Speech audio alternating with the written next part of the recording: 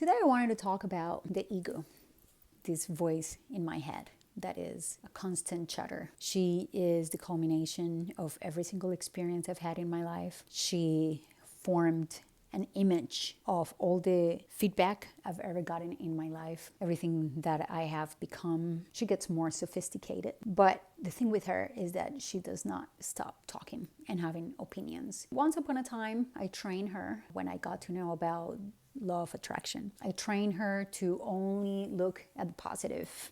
I did a very disciplined training for about 10 years, radical appreciation. And she got trained to think the best of people, and it was a purification of herself. However, what she did with that, as she became an avid manifestator and being shown in her full glory, she identified with that and she thought it was herself. Little did I know that she is not me. She wants to be in control. She has grown to survive, really, because she does not want to not be in control. She likes to know that she is heard. She likes to know that I engage with the chatter of her at all times. She knows my deepest insecurities and my deepest triggers, and she uses that to make sure that I continue to feed her to be alive. Just about 10 years ago, though, I came across the teachings of the Advaita tradition of India, Muji specifically, great guru. He says, if you want to kill all the problems in your life, kill your personality. Be a no person. And he gave an exercise that I followed pretty intensely, which is to not follow any single thought that happens in your mind. Imagine not wrestling with any thought, not subscribing to any thought, not negotiating with anything that comes up. After some time of following this practice, it became clear to me that our minds are very abusive because they're constantly measuring. So it's almost like every single statement is a measurement between where I am and where I want to be, between where I should be, where I think I should be, or my desires, and where I am. And is also constantly measuring other people to try to feel better about itself. And every time it makes a statement about other person being less than this or that is actually, and it doesn't even know this, but it's to feel better about itself.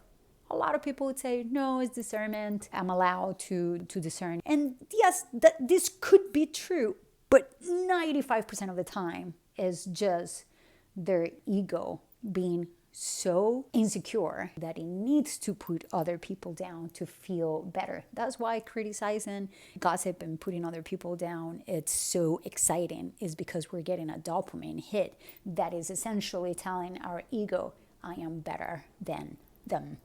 They're like that, but that means that I'm not like that. Finding out that this force is not me and that I can choose not to entertain it has been the greatest blessings that I have in my life.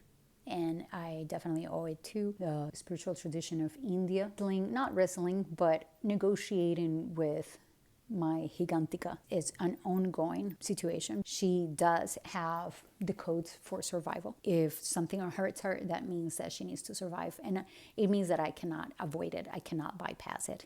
I need to also take her under consideration and put the boundaries that she needs. But the funny thing with her is that most of the things that she does are sabotaging if she's disconnected to the wisdom of who I truly am, is infinite, is limitless. It can create anything that she wants. When Gigantica finds this out, she matures, because then she doesn't have to hustle so much to get what she needs. She doesn't have to be such an asshole to try to get everything that she needs for herself. She can rest in the idea that everything is provided for her, and therefore she can be more mature, more compassionate, more giving, more generous with herself. But this is a constant negotiation, and I think it's extremely important to find out who our inner voice is and to know the difference, that she is not who we really are, and make fun of her, most importantly, so that she can be found out.